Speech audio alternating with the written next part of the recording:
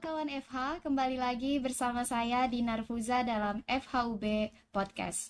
Berdasarkan Peraturan Presiden Nomor 16 Tahun 2018 tentang pengadaan barang dan jasa oleh pemerintah mempunyai peranan penting dalam pembangunan pelaksanaan, terutama dalam peningkatan pelayanan publik dan pemerataan ekonomi nasional dan daerah. Sementara menurut data aclc.kpk.go.id sepanjang tahun 2022 atau hingga akhir 2022, tindak pidana korupsi yang ditangani KPK 274 kasusnya mengenai menguak modus PBJ. Selebihnya, menurut data Indonesian Corruption Watch tahun 2016 sampai 2019 menyebutkan bahwa 40% dari tindak pidana korupsi itu terjadi pada pengadaan barang dan jasa oleh pemerintah. Sangat menarik episode kita pada episode kali ini, tinjauan hukum Dasein Dasolen tentang terhadap lika-liku pengadaan barang dan jasa oleh pemerintah. Telah hadir bersama saya Ibu Hikmatul Ula, SHMKN. Beliau merupakan dosen Fakultas Hukum Universitas Brawijaya, Kepala Unit Pelaksana Teknis Layanan Pengadaan Universitas Brawijaya. Selamat bergabung, selamat datang Ibu. Selamat datang, terima kasih telah mengundang saya hari ini. Baik, izinkan saya untuk sebagai pemantik diskusi mengawali dengan satu pertanyaan yang paling mendasar, Ibu. Sebetulnya, bagaimana sejatinya norma hukum dalam pengadaan barang dan jasa oleh pemerintah di Indonesia? Terima kasih. Sebenarnya begini ya, kalau boleh saya koreksi, ada beberapa hal tadi yang sudah disampaikan oleh host tadi, bahwa peraturan yang terbaru terkait dengan pengadaan barang dan jasa itu ada di tahun 2021. Itu perubahan di tahun 2018. Dan memang angka tertinggi kedua penyebab korupsi di Indonesia itu dari PBJ, dari pengadaan barang dan jasa. Sampai data di akhir tahun 2023 itu di akhir 2023 itu tercatat sejumlah 339 kasus korupsi terkait dengan pengadaan barang dan jasa. Mungkin ini juga banyak berita baru-baru ini juga banyak kepala daerah yang ditangkap KPK juga karena proses pengadaan barang dan jasa. Jadi mungkin sampai hari ini sekitar 400 lebih kasus korupsi terkait dengan pengadaan barang dan jasa. Nah, bicara tentang norma hukum, tadi sudah disinggung bahwa pengadaan barang dan jasa bagi pemerintah khususnya itu sebenarnya sudah diatur dalam peraturan presiden, kemudian ada Perlem LKPP ya, peraturan lembaga LKPP, dan juga di masing-masing lembaga, mungkin di perguruan tinggi karena pengalaman saya di perguruan tinggi itu punya norma-norma hukumnya masing-masing disesuaikan dengan kebutuhan yang ada. Tapi pada dasarnya Perpres, Perlem LKPP maupun peraturan-peraturan yang lain di bidang pengadaan barang dan jasa itu intinya ingin mengatur bagaimana proses belanja pengadaan gitu ya, belanja pengadaan barang maupun jasa itu secara transparan dan akuntabel. Sebenarnya itu yang ingin dicapai, tujuannya dalam norma hukum itu bagaimana sih kita proses belanjanya itu terpercaya, akuntabel, sehingga mendapatkan hasil sesuai dengan harapan. Nah, tentu pengadaan barang dan jasa ini tidak berdiri sendiri, karena di dalam pengelolaan keuangan negara ya menjadi satu kesatuan. Jadi mulai dari proses ada namanya perencanaan, kemudian ada penganggaran. Belanja ini ada di sektor agak hilir sebenarnya, agak akhir. Jadi perencanaan dulu, kemudian ada anggarannya, kemudian baru bisa diproses pengadaan. Yang semuanya sebenarnya secara berkesinambungan itu peraturan antara satu dengan yang lainnya itu saling berhubungan. Secara normatif memang seperti itu. Jadi kalau aturannya sudah banyak sekali, bisa diakses semuanya terbuka, baik itu peraturan presiden ya di tahun 2001, bahkan ada yang terbaru di 2023, kemudian ada di Perlem LKPP, dan itu petunjuk teknisnya sangat lengkap sekali. Untuk di Brawijaya sendiri, karena kita PTNBH, PTNBH itu diberikan keleluasaan untuk mengatur proses pengadaan barang dan jasanya sendiri. Tentunya sekalipun kita diberikan keleluasaan untuk mengatur proses PBJ, tetap tidak boleh bertentangan dengan norma-norma yang tinggi. Misalnya kalau di dalam Perpres itu tidak boleh, berarti kita tidak boleh melanggar dari itu. Tapi dalam teknis pelaksanaan kita bisa mengatur sendiri. Kalau di UB sendiri itu kita punya yang namanya peraturan rektor, karena kita lembaga pendidikan, universitas, maka semua tindakan pejabat atau pimpinan di universitas itu harus berdasarkan peraturan, yaitu peraturan rektor. Untuk pengadaan barang dan jasa sekarang yang berlaku itu ada peraturan rektor nomor 36 tahun 2021 terkait dengan pengadaan barang dan jasa, dan juga peraturan 37 tentang peraturan teknis pelaksanaan dari pengadaan barang dan jasa. Kalau nggak salah kebalik ya.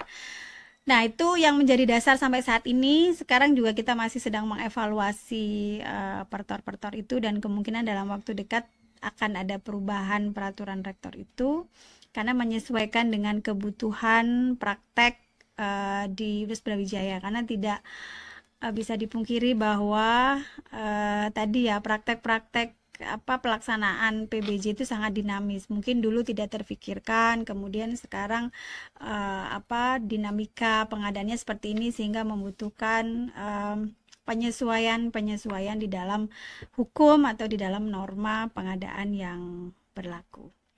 Baik, terima kasih banyak Ibu Ula. Tadi sudah diawali bahwasannya norma PBJ secara umum yang berlaku di Indonesia dan secara spesifiknya di universitas, yaitu di Universitas Brawijaya sebagai PTNBH. Tadi disebutkan bahwasannya pengadaan barang dan jasa itu sangat bersifat dinamis gitu ya Bu, perlu penyesuaian dalam peraturannya. Boleh sharing Bu tentang bagaimana sebetulnya tantangan yang harus dihadapi oleh Ibu selaku Kepala UPT Layanan Pengadaan setiap kali akan ada proyek begitu pengadaan barang dan jasa? Ya, ada orang menganggap begini, bekerja di bidang pengadaan barang dan jasa itu adalah tempat paling beresiko, ya, paling beresiko, risky place gitu ya. Nggak banyak orang yang sukses dan betah gitu ya mengelola pengadaan barang jasa. Kenapa? Karena satu, kita berhubungan dengan orang luar, vendor yang itu bisa jadi mereka itu ada potensi-potensi misalnya gratifikasi atau apa dan sebagainya, dan itu dialami di semua tempat ya, di semua tempat tidak terkecuali di Universitas Brawijaya. Jadi di semua tempat itu pengadaan barang dan jasa itu adalah satu tempat yang sangat beresiko, keuangan bahwa yang terkait dengan itu sangat beresiko. Tapi yang jelas pengelola pengadaan barang jasa itu yang pertama dia harus paham norma, mana yang boleh, mana yang tidak boleh, itu harus dipatuhi. Yang kedua dan yang terpenting memang penyelenggara pengadaan barang dan jasa itu harus memiliki integritas ya. Jadi dia itu harus berintegritas dengan apapun amanah yang diberikan kepadanya sebagai pengelola, nggak hanya sebagai kepala tapi pengelola, baik itu di PPK, baik itu di pejabat pembuat komitmen, kemudian di pejabat pengadaan, sampai di level terbawah misalnya bagian penerima barang. Nah itu salah satu tugas yang sangat beresiko gitu. Jadi harus ada orang-orang yang benar-benar memegang teguh komitmen itu. Tantangannya tentu banyak ya, karena tadi kita berhubungan dengan kepentingan orang yang kita nggak tahu. Dan kadang-kadang ya ini sekedar sharing pengalaman saja, ada beberapa kasus misalnya pelanggaran terhadap barang dan jasa itu, atau sampai seperti yang ada di TV-TV itu ya, di media ada korupsi kepala daerah dan sebagainya. Karena satu, bisa jadi dia nggak tahu kalau apa yang dia lakukan itu melanggar aturan PBJ ya. Bisa jadi juga dia tahu tapi memang sengaja untuk melakukan pelanggaran. Contoh misalnya apapun yang kita berikan, nilai kontrak itu ya nilai kontrak yang diberikan ya. Jadi dalam ini bukan rahasia umum ya, misalnya penyedia itu harus memberikan kontribusi entah itu cashback atau apa gitu ya di dalam apa kepada yang pemberi pekerjaan. Misalnya saya PPK-nya nih, terus kemudian ada vendor datang ke rumah, proyeknya udah selesai ya, kemudian dia kasih saya sesuatu, nah itu kan sudah termasuk gratifikasi. Yang lebih parah misalnya ada persekongkolan tender misalnya, ya sudah nanti kita buka tender, nanti kamu yang menang ya, nanti kalau kamu yang menang nanti aku dikasih ini ya, dan seterusnya. Nah itu ada yang memang orang-orang yang tidak tahu jika yang dia lakukan itu adalah salah. Kenapa dia nggak tahu? Karena mungkin lingkungannya menganggap itu adalah hal yang biasa. Nah ini yang bahaya menurut saya, membiasakan sesuatu yang tidak benar itu bahaya menurut saya gitu ya. Tapi ada juga yang memang orang sengaja melakukan pelanggaran itu sehingga kemudian ada menyebabkan korupsi gitu ya, kerugian negara dan sebagainya itu. Tantangannya memang melakukan perbaikan-perbaikan termasuk terkait dengan penyadaran kepada setiap orang tentang bagaimana sih mengelola atau melakukan kegiatan PBJ itu secara amanah. Ya, itu tantangan yang terbesar. Nah, oleh karena itu saya cerita aja yang di Brawijaya, kami itu untuk mengatasi hal-hal kecurangan-kecurangan misalnya atau memitigasi resiko-resiko itu, maka kami buat sistem pengadaan yang itu bisa menjamin transparansi dan akuntabilitas. Ya, jadi kalau di UB itu semua penyedia atau semua rekanan, semua kontraktor atau bahkan orang umum pun gitu ya, itu bisa akses informasi tender apa sih gitu. Nah itu bisa di website kami di ulp.ub.ac.id atau langsung ke silapetro.ub.ac.id. Jadi kami sudah menata untuk mengatasi itu ya, potensi-potensi resiko kecurangan, resiko fraud, resiko yang macam-macam itu kami membuat sistem informasi sedemikian rupa agar proses pengadaan itu bisa berjalan setransparan mungkin dan seakuntabilitas mungkin. Nah, kalau sudah transparan dan akuntabel sehingga semua orang bisa lihat dan potensi kecurangan itu bisa berkurang. Meskipun saya tidak bisa mengadakan dengan sistem, saya tidak bisa mengatakan dengan sistem itu semua akan jujur, semua akan berjalan dengan yang seharusnya, tidak 100%, tetapi paling tidak kita punya tools gitu ya untuk mengukur kinerja kita itu sudah sesuai dengan aturan atau tidak. Jadi itu potensi resiko kecurangan, korupsi itu bisa teratasi sejak dini. Jadi semuanya bisa mengakses, misalnya rekanan mau daftar nih, silakan daftar melalui sistem, kita tender, ada pengumuman di sistem, kita mau pengadaan apapun sudah tersistematisasi, jadi kita tidak bertemu dengan penyedia langsung, semuanya lewat sistem, baru kalau sudah ditentukan pemenang baru kita bertemu dengan penyedia. Nah, seperti itu yang bisa kami lakukan untuk menghadapi tantangan-tantangan di bidang pengadaan ini. Baik, terima kasih Ibu. Tadi sudah disampaikan bahwasannya yang paling penting ya untuk menjadi pelaku pengadaan barang dan jasa itu memiliki paham tentang norma hukumnya, karena bisa jadi orang yang terkena gitu terhadap penyelewengan pengadaan barang dan jasa karena dia tidak mengetahui. Itu tadi disampaikan oleh Ibu seperti itu, dan juga integritas, itu lagi-lagi integritas ya disebutkan, diingatkan kembali ya Bu kita semua bahwasannya integritas tidak hanya menjadi beban Ibu sebagai kepala UPT layanan begitu ya, tadi sampaikan bahwa semua stakeholder yang terlibat dalam penyelenggaraan pengadaan barang dan jasa harus punya itu, dan tentunya sistem yang transparan dan akuntabel. Untuk di Universitas Brawijaya sendiri Ibu, dari segi beban pengadaan barang dan jasa, ada barang, jasa konstruksi, jasa konsultasi gitu Bu. Untuk PTNBH karakteristiknya kan mungkin berbeda ya Bu dengan pengadaan di lembaga pemerintahan pada umumnya. Biasanya lebih banyak itu pengadaannya terhadap barang kah atau jasa konstruksi, seperti apa? Variatif ya Mbak ya, karena kita kan bergerak di bidang pendidikan, jadi pasti belanja paling banyak itu adalah untuk mendukung pendidikan. Jadi apapun yang kita belanjakan itu adalah untuk mendukung Tridharma. Entah itu belanja barang, misalnya kan setiap hari itu kan kita pasti butuh ada saja yang mau dibeli gitu ya, ada saja yang mau dibeli, dan ada saja setiap tahun itu pasti ada saja yang dibangun fasilitas baru karena untuk mencapai apa ya, tujuan kita kan akademis, pasti semua pengadaan barang dan jasa di universitas itu adalah tujuannya untuk mendukung kinerja dari pimpinan gitu ya, khususnya di bidang akademik ya. Kita melayani mahasiswa ya. Misalnya kita bikin apa anggaran untuk bangun gedung ya, pasti gedung itu bisa digunakan untuk mahasiswa atau lab, alat lab. Karena mana yang lebih banyak, misalnya jasa konstruksi atau barang, pasti yang paling banyak itu komponen barang yang dibeli setiap tahunnya, pasti barang, terutama alat laboratorium. Mungkin di Fakultas Hukum nggak ada alat laboratorium ya, makanya kalau ada hibah laboratorium itu Fakultas Hukum masih bingung mau beli apa, karena kita nggak butuh alat fisik ya, paling kita cuman butuh laptop atau apa, dan itu sekali beli selesai gitu ya. Tapi kalau di fakultas-fakultas lain itu beli alat lab kecil aja itu sudah bisa miliaran rupiah gitu. Nah itu yang komponen yang paling banyak dibelanjakan. Tapi itu bisa dipastikan bahwa apapun yang kita belanjakan itu bisa dipertanggungjawabkan dan pasti sudah direncanakan untuk apa ya, bisa dimanfaatkan oleh sebanyak-banyaknya mahasiswa.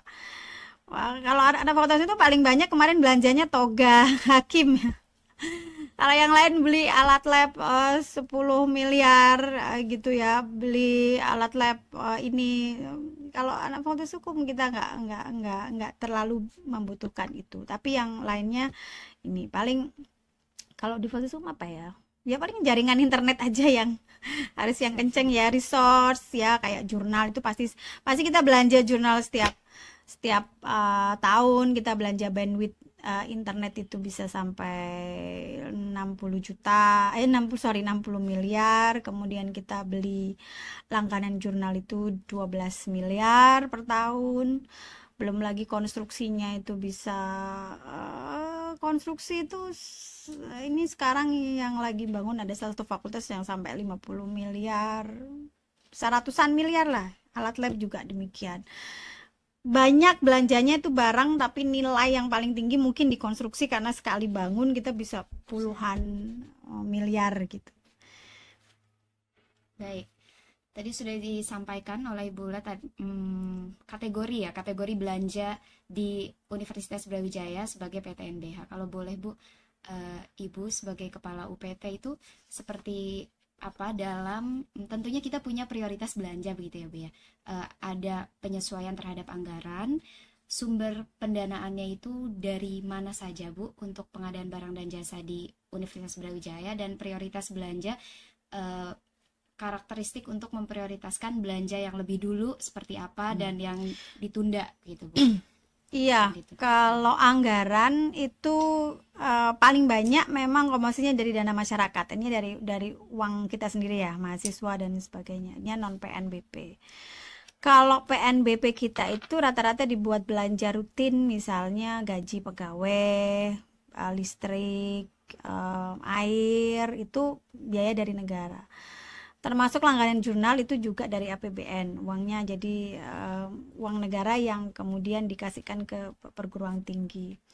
Yang lainnya itu bangun gedung dan segala macamnya, itu semuanya adalah uang mahasiswa kalau saya boleh bilang ya, karena dana masyarakat, jadi dana yang dikumpulkan dari non APBN.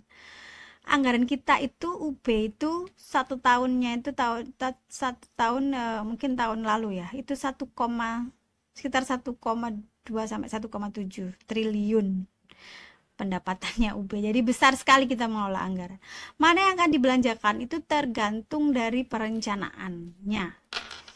Tadi saya sudah sampaikan bahwa pengadaan itu tidak berdiri sendiri, tapi dia adalah aspek di hilirnya. Yang pertama pasti ada perencanaannya. Ya, direncanakan dulu nih mau beli apa. Ya, direncanakan dulu mau beli apa. Nggak bisa kita tiba-tiba langsung beli sesuatu tanpa direncanakan. Ya, kecuali itu urgent. Ada barang-barang yang urgent yang mungkin tidak direncanakan sebelumnya, kemudian kita belanja. Ada memang seperti itu. Tapi ada rencana dulu, karena kalau di pengadaan itu ada RUP-nya dulu, ada rencana umum pengadaannya dulu. di mana di rencana umum pengadaan itu juga harus ada anggarannya dulu. Kita pengen beli ini nih tapi nggak ada anggarannya, ya pasti nggak bisa beli ya. Jadi ada rencananya dulu, dibelanjakan apa yang mau dibeli, kemudian ada anggarannya berapa, pasti disesuaikan dong, anggarannya sekian berarti mampunya sekian gitu. Baru setelah itu kita bisa melakukan proses pengadaan. Apalagi di tahun-tahun, di akhir-akhir tahun ini ya, akhir-akhir tahun ini adalah 3 bulan terakhir di setiap tahun itu, mulai Oktober, November, Desember itu adalah masa crowdednya belanja. Kenapa? Karena ada anggaran sisa di akhir tahun yang harus kita selesaikan. Karena kan rezim pengadaan ini kan rezim tahun anggaran ya. Jadi kan pengadaan itu harus di tahun anggaran gitu. Kecuali ada pengadaan khusus yang memang itu bisa tahun jama atau lewat tahun. Nah, itu nanti sesuai dengan aturan yang berlaku atau nanti pimpinan memutuskan akan seperti apa. Nah, tapi secara umum pengadaan itu rezimnya adalah rezim tahun anggaran. Karena kalau udah selesai tahun anggaran, maka harusnya pengadaannya sudah selesai dan sudah bisa terbayarkan gitu. Nah, UB itu sudah punya sistem itu, jadi sistem perencanaannya sudah ada, sistem penganggarannya sudah ada, sistem pengadaannya juga sudah ada, sampai sistem pembayarannya sudah ada. Jadi secara sistem UB itu sudah punya satu sistem terintegrasi gitu ya, mulai dari perencanaannya itu ada Sireka, kemudian ada SIMKEU, kemudian ada Sila Petro untuk pengadaannya, dan pembayarannya ada SIM kontrak. Jadi semuanya terintegrasi. Tadi tujuannya adalah untuk memitigasi resiko-resiko yang mungkin timbul. Jadi kita nggak bisa belanja sendiri kalau nggak ada perencanaannya. Ada juga tiba-tiba nanti di akhir tahun biasanya nih ada aja yang tidak direncanakan kemudian mau dibeli ya. Biasanya kalau anggarannya ada gitu ya, ternyata anggarannya sisa di akhir tahun kita mau beli ini, ya itu mungkin saja terjadi. Tapi tetap harus melalui proses RUP dulu ya, rencana umum pengadaan, baru nanti bisa kita eksekusi pembeliannya. Baik, terkait bagaimana prioritas belanja tadi sudah disampaikan oleh Ibu Ula, ada RUP, rencana umum pengadaan begitu, dan itu tidak serta-merta pasti dilakukan secara dengan pertimbangan ya, belanja itu secara patut dan terukur begitu ya Bu ya. Lantas untuk mitra-mitra Bu, para pihak yang senantiasa bekerja bersama Ibu, pihak-pihak terkait baik secara birokrasinya di dalam Universitas Brawijaya sendiri ataupun pelaku pengadaan barang dan jasa, itu biasanya Ibu berhubungan kerja dengan siapa-siapa saja? Kalau kami di unit layanan pengadaan, jadi unit kami itu kecil ya, jadi cuma ada 5 orang dengan saya. Jadi staf saya itu hanya ada 4, mengurus semua pengadaan di UB yang banyak sekali. Tapi kami punya Pokja, jadi kelompok kerja yang menangani masalah tender. Jadi kalau misalnya kerja-kerja di bidang pengadaan itu, kami kan punya struktur pengadaan ya. Struktur pengadaan barang dan jasa itu mulai dari PA-KPA ya, PA-KPA, kemudian PPK, sampai ada unit layanan pengadaan. Jadi memang tertinggi itu adalah rektor sebagai penguasa anggaran, kemudian eksekusinya bisa dengan PPK. Nah, PPK ini ada di masing-masing unit kerja. Jadi contohnya di masing-masing fakultas dia punya PPK pengadaan sendiri. Jadi PPK nggak gampang ya, karena nanti kalau ada pemeriksaan BPK yang dipanggil pertama itu adalah PPK-nya, karena yang berkontrak itu PPK, bukan kepala ULP yang dipanggil kalau misalnya ada kasus. Pasti yang dipanggil pertama adalah PPK-nya.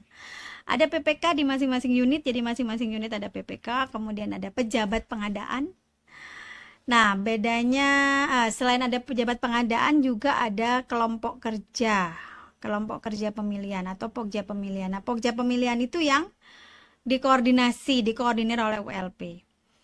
Jadi untuk belanja, kapan belanja itu dikerjakan sendiri oleh unit, kapan belanja itu dikerjakan oleh unit layanan pengadaan, itu kan tergantung dari besaran jumlah pengadaannya. Jadi kalau pengadaan itu di bawah 50 juta, boleh belanja sendiri pakai kwitansi, tidak usah masuk sistem kami. Tapi kalau sudah belanjanya itu di atas 50 juta, itu harus masuk sistem kami. Karena kalau nggak gitu dia nggak bisa kebayar. Karena kan tadi sudah bilang sistemnya ngeling antara belanja dan juga pembayarannya. Kalau di Universitas Brawijaya, mungkin ini juga berbeda dengan universitas lain atau di tempat lain. Pengadaan kan ada beberapa jenis belanja. Belanja langsung ada pengadaan langsung, ada tender, ada penunjukan langsung. Belanja langsung tadi di bawah 50 juta, pengadaan langsung itu di atas 50 juta sampai 300 juta untuk barang dan jasa konstruksi. Untuk jasa konsultansi maksimum 200 juta. Di atas itu tender. Ya, tender terbuka. Kan bedanya kalau pengadaan langsung itu gimana? Semi tender tapi kan kita bisa undang penyedia yang kita inginkan. Ya, tapi kalau tender terbuka itu ya kita floorkan ke semua penyedia yang sudah listed, yang sudah terdaftar di akunnya Sila Petro, dia sudah punya akun di situ, sudah verified sebagai penyedia, otomatis dia akan terundang dan dia bisa ikut tender. Nah, untuk tender-tender ini pemilihannya itu dilakukan oleh Pokja, kelompok kerja. Kalau yang pengadaan langsung tadi bisa dieksekusi sendiri oleh unit-unit masing-masing melalui pejabat pengadaan. Jadi ada pejabat pengadaan itu nanti yang bekerja untuk memilih penyedia, ya, melakukan seleksi, kemudian mengupload dokumen pemilihan, ya, dokumen pemilihannya, menyeleksi dan juga menetapkan pemenang nanti pejabat pengadaan. Untuk tender itu semua dikoordinir oleh WLP. Makanya WLP itu meskipun kami hanya 5 orang, tapi Pokja kami di mana-mana. Jadi ada beberapa orang yang memang bekerja sebagai Pokja. Pogjanya kan tim ad hoc, mereka bekerja kalau memang sudah ada paket tender yang harus diselesaikan, ditayangkan, mereka akan menilai kelengkapan dokumen, kesesuaian harga, kewajaran, dan sebagainya. Nah, itu baru kita menayangkan paket tender itu di dalam sistem, kemudian nanti sistem itu akan berjalan, mereka juga akan nilai dalam sistem itu sampai nanti ditemukan pemenang, ditetapkan oleh Pokja. Nah, kalau penunjukan langsung, jadi ada memang event-event tertentu, kejadian-kejadian tertentu yang itu nggak usah tender meskipun nilainya lebih dari 300 juta. Dalam keadaan-keadaan tertentu memang kita bisa melakukan penunjukan langsung, ya, misalnya ditunjuk langsung untuk ya memang nggak ada lain, misalnya penyediaannya cuma satu itu, ya berarti itu bisa lakukan penunjukan langsung. Ya contoh misalnya kita beli kertas ijazah, yang punya kertas, yang bisa memproduksi kertas khusus di Indonesia itu kan hanya Perum Peruri yang cetak uang, yang lain kan bisa di plagian. Nah, untuk menjaga validitas kertas ijazah yang kita punya, maka kita hanya membeli kertas itu dari Perum Peruri karena nggak ada lagi, maka kita bisa melakukan penunjukan langsung terhadap Perum Peruri sebagai penyedia. Atau yang lain-lain, misalnya memang ada kebutuhan khusus yang kita langsung tunjuk langsung, ya itu bisa. Juga sebenarnya kita juga ada sistem e-katalog, jadi bisa belanja melalui sistem e-katalog kayak kita belanja di Shopee, tapi ini e-katalognya UB. Nah, ini insya Allah akhir tahun ini kita launching, sehingga nanti mulai pengadaan di tahun 2025 kita sudah bisa menggunakan e-katalog. Itu sangat memudahkan pelaksana pengadaan, ya, untuk bisa memilih barang sesuai, tapi kita verifikasi dulu nih barangnya apakah harganya wajar, sesuai, apakah sama dengan di marketplace yang lain atau di websitenya LPSE atau apa. Nah, itu nanti kita verifikasi. Tapi kita lakukan semua sebenarnya untuk mempermudah proses pengadaan, tapi kita tetap memegang prinsip-prinsip akuntabilitas, kejujuran, transparansi, ya seperti itu. Lumayan banyak sekali ya Bu, para pihak yang terlibat, sangat banyak sekali. Terutama tadi sudah disebutkan itu dari internal ya, belum eksternal kan, berarti eksternal penyedia. Tuh, agen juga, agen pengadaan gitu ya Bu ya. Iya, tapi kami nggak pakai agen ya, biasanya kami langsung dari penyedia. Langsung dengan penyedia terkait. Jadi pelaku-pelaku yang terlibat dalam pengadaan barang dan jasa dengan fungsinya masing-masing, dan dengan tadi ya kemungkinan irisan atau segmentasi daripada adanya kepentingan atau apa Bu, hubungan istimewa begitu ya Bu, yang berusaha untuk dihindari dari Universitas Brawijaya sendiri dengan adanya sistem informasi berbasis digital. Terakhir ya Bu, mohon izin agar seluruh semua pihak yang terlibat dalam pengadaan barang dan jasa ini bisa memahami saran dan perbaikan untuk PBJ ke depan, khususnya untuk Universitas Brawijaya selaku PTNBH dan juga PBJ pemerintah seluruh Indonesia. Ya, seperti yang saya sampaikan tadi bahwa bekerja atau bertugas di bidang PBJ ini tantangannya banyak ya. Nggak semua orang bisa sukses dan betah gitu ya untuk ini karena resikonya tinggi. Yang ingin saya sampaikan begini, yang pertama, sepanjang kita itu bekerja sesuai dengan aturan yang berlaku, insya Allah selamat dunia akhirat ya, dan lancar, nggak ada masalah gitu. Yang bermasalah itu orang yang bikin drama bikin drama pengadaan gitu ya, artinya tidak sesuai dengan dengan yang fakta atau tidak sesuai dengan aturan yang berlaku. Makanya kami kan ingin semua ya, apalagi kan kalau kita di jadi PNS itu pengen kita kerja, uang kita berkah gitu ya, dibawa pulang keluarga itu bisa menjadi berkah untuk keluarga, dan juga nanti kalau misalnya kita pensiun itu nggak dikejar-kejar BPK atau APH ya, aparat penegak hukum, karena proses yang sudah kita laksanakan di tahun-tahun yang lalu. Jadi untuk semuanya, sebaik apapun sistem itu dibuat, kalau memang orangnya tidak berintegritas juga percuma. Jadi sistem ini sebagai wadah kami untuk meminimalisir resiko sebisa mungkin untuk menghindari resiko itu. Tapi kembali kepada diri kita, kalau kita pengen selamat ya kita ikuti saja aturan yang berlaku. Insya Allah semuanya lancar, nggak ada masalah. Iya, itulah sesi diskusi kita dengan Ibu Hikmatul Ula selaku Kepala UPT Layanan Pengadaan Universitas Brawijaya. Tadi sudah dijelaskan, begitu menarik diskusinya tentang pengadaan barang dan jasa, lika-liku, tantangan, problem-problem yang dihadapi. Tentu juga tadi ada critical point di akhir yang disampaikan bahwa memahami aturan hukum, memiliki pribadi yang berintegritas, dan tentunya dibarengi dengan sistem informasi yang transparan dan akuntabel sebagaimana untuk meminimalisir atau bagian dari mitigasi risiko. Baik, terima kasih banyak Ibu Ula untuk kesempatan yang telah diberikan kepada kami di FHUB Podcast. Kawan FHUB, jangan lupa tetap saksikan, subscribe, like, komen, dan share. Segala yang disampaikan dalam konteks episode podcast ini merupakan kebebasan akademik dan otonomi keilmuan, begitu ya istilahnya ya. Terima kasih kawan FHUB, sampai jumpa di episode selanjutnya. Terima kasih Ibu Hikmatul Ula. Terima kasih, sampai jumpa lagi. Sampai jumpa di episode selanjutnya, Berantas Korupsi PBJ bersama.